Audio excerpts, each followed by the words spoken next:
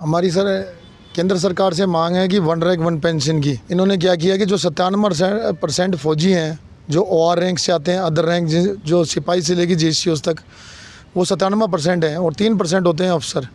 तो ये अफसरों को तो जो मिलना चाहिए उससे बढ़ के मिला, और जो OR हैं, अदर रैंक हैं, इनको ना के बराबर मिला। किसी के 200 बढ़े, किसी के 500, किसी के 700। ऐसे ही फैमिली पेंशन का मुद्दा है जी। यदि हमारी बातें ना सुनेगी तो आगे हमारे 2024 में हम सरकार को अपनी अंगुली से दूसरा जवाब देंगे। जय हिंद, जय भारत। बहुत बढ़िया। 1965 में पुंछ में हम थे और मंडी के अंदर सबसे पहले हमारी यूनिट ने पाकिस्तान में एंट्री करी थी। अच्छा। वहाँ से 93,000 आदमियों को गिरफ्तार करके हम दिल्ली लाए। बिल्कुल मैं सेना मेडल से हूँ। अगर कोई भी शहीद होगा तो कोई बड़ा ऑफिसर शहीद कभी नहीं होता है। अगर कोई शहीद होता है तो वो जवान शहीद होता है। वो अपनी जान को जोखिम में डालकर बॉर्डर के ऊपर जो ड्यूटी कर रहा है उसके पेंशन के अंदर ऐसी विसंगति क्यों है? वहाँ हमें श्रीनगर से हवाई जहाज भर के उतारा गया था। उधर से हमने चाइना को 1 मीटर भी आगे नहीं बढ़ने दिया था। दूसरा परमवीर चक्र है, पीरू सिंह के बाद में मेजर शैतान सिंह वो हमारे साथ थे, 13 कुमाऊं के कमांड करे थे। 54 जवान एक ही दिन में शहीद हुए थे वहाँ पे। उस से क्या मांगे हैं जानने की कोशिश करेंगे। हमारे सामने जो है वो संगठन के जो हैं वो एक तरह से प्रवक्ता जो हमारे सामने हैं, उन प्रवक्ता जानने की कोशिश करेंगे कि क्या मांगे हैं और सरकार को ये क्या बताना चाहते हैं। बताइए सर, आपकी क्या मांगे? हमारी सर केंद्र सरकार से मांग है कि वन रैंक वन पेंशन की। जो 14 में इन्होंने क्या किया कि जो 97% फौजी हैं जो OR रैंक से आते हैं, अदर रैंक जो सिपाही से लेकर JCOs तक, वो 97% है और 3% होते हैं अफसर।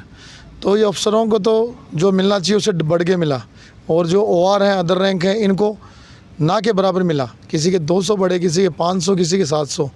ऐसे ही फैमिली पेंशन का मुद्दा है जी। आज जैसे अफसर की फैमिली है, उसको अफसर ख़त्म हो जाता है तो मतलब आधे पैसे मिलते हैं, और इसमें हमारे वाले में 33% कर दिए, तो लगभग 12-13 हज़ार रुपये मिलते हैं अगर कोई एक्स सर्विसमैन ख़त्म हो जाता है तो। जिससे क्या है कि उसका घर का चूल्हा चलना मुश्किल रहता है।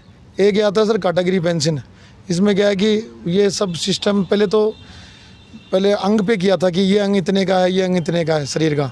उसके बाद में ये बेसिक पे में जोड़ दिया, तो अभी 20% कर दिया, 30% कर दिया किसी का। तो सिपाही है, उसकी बेसिक ही कम है, तो उसकी वजह से उसका मतलब कैटेगरी पेंशन कम बनती है। अब वही पैर अगर एक जवान सरहद पे ख़राब करता है, ख़राब हो जाता है, टूट जाता है, कट जाता है, गोल लग जाती है, तो उसको मिलते हैं मुश्किल से 5-6 हज़ार रुपये कैटेगरी के। और वही एक अफसर रैंक का आदमी है, उसको उसी पैर के 1 लाख 1.5 लाख मिल जाते हैं। तो ये है सर।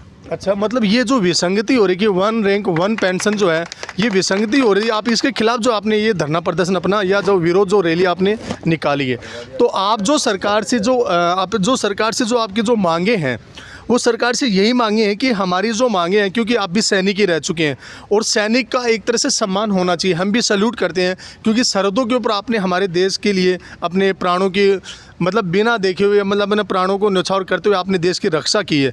एक आम जान जो है नागरिक जो वो आराम से सोता है, वो सिर्फ उस सैनिकों की वजह से सोता है। तो सरकार जो है उनको मानना चाहिए कि इनकी जो मांग है वो वाजिब मांग है, क्योंकि वन रैंक वन पेंशन होनी बहुत ज़रूरी है, क्योंकि ये भी देश के एक तरह से नागरिक हैं और इन्होंने सीमा पे डट कर रह के दुश्मनों से मुकाबला किया है और हमारी हिफाजत के लिए ये 24 घंटे तक जागते रहे हैं, खड़े रहे हैं। इनकी मांग को क्यों ना सुना जाए। हम सरकार से अनुरोध करते हैं कि इनकी मांग को सुना जाए, और दूसरी बात, इनकी जल्दी से जल्दी जो इनकी मांग के ऊपर उचित कार्रवाई होनी चाहिए। सर, आपने जो ये कार्य किया है काफ़ी टाइम से लंबी चल रहा है, तो इसके ऊपर आपका क्या कहना है? सरकार का रवैया कैसा रहा इसके ऊपर? सरकार की हमारे पॉइंट को किसी ने जो है ठीक से ग्रीवेंस जो सरकार के सामने सही तरीके से जो रखने वाले अथॉरिटी थी उन्होंने कहीं गलती की है। हमारे को 1 जुलाई 2014 से वन रैंक वन पेंशन दी गई। उस दिन ऐसी गलती है, उसका कैलकुलेशन जो टेबल बनाया कि उसका हमको खामियाजा 7वें पे कमीशन में भी भुगतना पड़ा, और उसके बाद दोबारा दूसरे लोट जो वन रैंक वन पेंशन का 1 जुलाई 19 से लग गया, उसके अंदर में उसका प्रभाव बहुत ही विपरीत गया, जिससे नायब सूबेदार से लेकर के उनके कप्तान तक तो माइनस में चले गए, और सिपाही से हवलदार तक भी उनको नामात्र का सा कुछ बना। जो सरकार से हम इसकी जो पूरी जांच करके और इन टेबल को सही बनाने की मांग कर रहे हैं। इसके ऊपर सरकार हमारे साथ में जो है अभी तक नकारात्मक रवैया चल रहा है।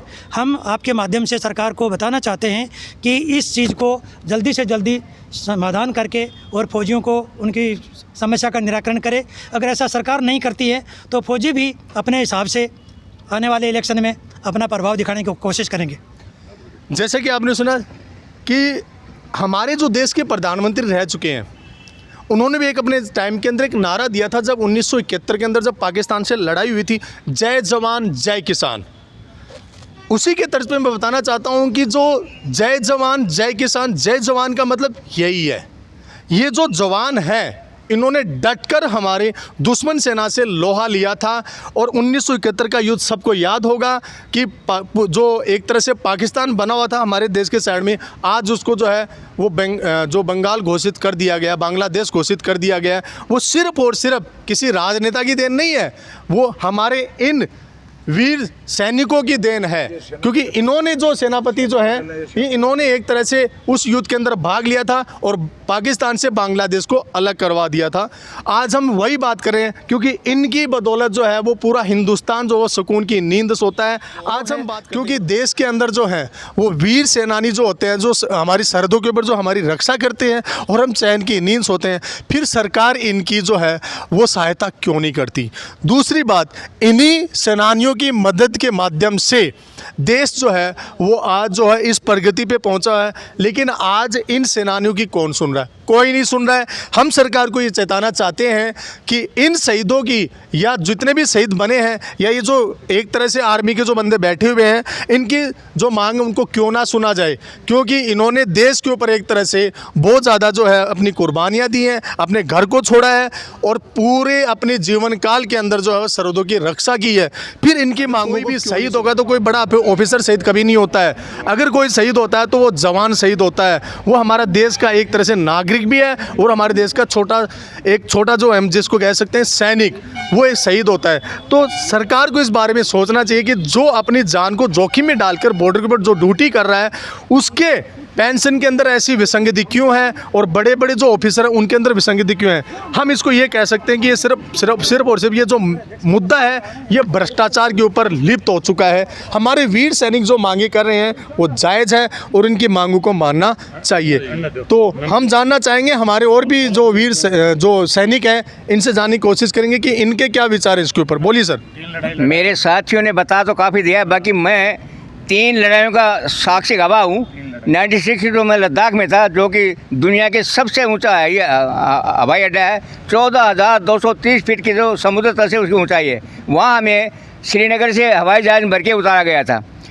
उधर से हमने चाइना को 1 मीटर भी आगे नहीं बढ़ने दिया था, क्यों? हमारे पास में जनसंख्या बहुत कम थी। हमारा एक सेक्शन था, सेक्शन में 10 आदमी, उनके कम से कम थे 70।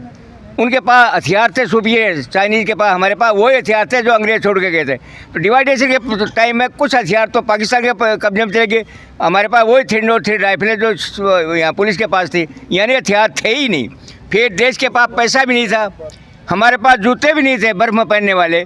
38 करोड़ रुपए के बिल राजी ने जूते ला के दिए हमें जर्मनी से, क्यों? बर्फ़ में जहाँ तापमान उस टाइम -45 था, हमारी टेकड़ी थी 19,600 ऊपर, जहाँ हमारी पोस्ट थी। वहीं पर आपने नाम सुना होगा, दूसरा परमवीर चक्र है। पीरू सिंह के बाद में मेजर शैतान सिंह वो हमारे साथ थे, 13 कुमाऊं के कमांड करे थे।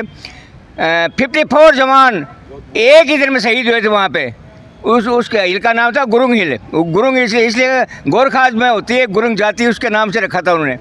एक रजांगला थी, वहाँ पे हमारा काफ़ी नुकसान हुआ, परंतु चाइना को हमने 1 मीटर आगे नहीं आने दिया। हमारे ब्रिगेड कमांडर थे TN रैना, जो बाद में जाके chief of the army staff बने इंडिया के, वो अच्छे बहादुर अफसर थे। उन्होंने खड़े होकर हमारे पास में कुछ तोबे थी जो अंग्रेज छोड़ के गए थे, यानी हमारे पास सुई भी घर की नहीं थी, सुई भी सब ब्रिटेन से आती थी, उस टाइम था ही नहीं। देश भी कमज़ोर था, पैसा भी नहीं हमारे पास था। फिर गांव से मतलब जिसका बेटा पोता भी लड़ रहा है, उनने मतलब अपनी कड़ियाँ चांदी की निकाल के दिया है, रक्षा कोष ही बना था, काफ़ी रक्षा कोष बना सरकार को देने के लिए। 1965 में मेरी यूनिट लाहौर में थे, हम लगभग 9 किलोमीटर पाकिस्तान की ज़मीन पर चले गए आगे। रास्ते में हमारे सामने कुछ पुलिस वाले आए थे, 2 थाने उनको पीट पाट दिया, कुछ भाग गए थे। फिर आगे पाकिस्तान ने आर्टिफिशियल एक नहर बनाया जिसका नाम है इच्छोगेल। उसमें करंट छोड़ रखा था उन्होंने। इच्छोगुल को पार करना बड़ा मुश्किल था कि उन्होंने 400 वाट के वो तार डाले हुए थे, उसको पार करना मुश्किल है। लाहौर की चिमनी हमारे साथ सामने ही थी। 1967 में हमारे पास में टोपाज थे जिनके पास मिसाइल फिट हैं, तब हमें बॉर्डर को जिम्मेवारी दी थी। बांग्लादेश जो प्रादुर्भाव हुआ ईस्टर्न सेक्टर में, हमें वेस्टर्न बॉर्डर पर रखा गया था कि पाकिस्तान आगे ना आए। अब जहाँ तक मेरे साथियों ने बता दिया, विसंगति नहीं होना चाहिए। एक सिपाही का हाथ कट जाता है, फर्ज करो वही हाथ कट गया एक अफसर का, उसमें डिसेबिलिटी तो बराबर मिलनी चाहिए कि नहीं। एक पत्नी जो सिपाही की ले रही है कम, अफसर की ज़्यादा ले रही है, हाँ ठीक है, अफसर को ज़्यादा तनख्वाह मिलती है, उसके ज़्यादा दे दो, हमें कम दे दो, बाकी मिलना तो चाहिए ना। ये विसंगति दूर करने के लिए हम चिल्ला रहे हैं। 22 फरवरी 2023 से हमारे साथी जंतर मंदिर में बैठे हुए हैं, हम भी 3 बार हुए हैं वहाँ पर, और आज भी हमारे साथी वहीं बैठे हुए हैं। सरकार से मांग रहे हैं, हमारा किसी नेता के खिलाफ कोई बात नहीं है, किसी पार्टी के खिलाफ नहीं है, हमारा कानून जो कानून है उनके खिलाफ हमारे विचार हैं।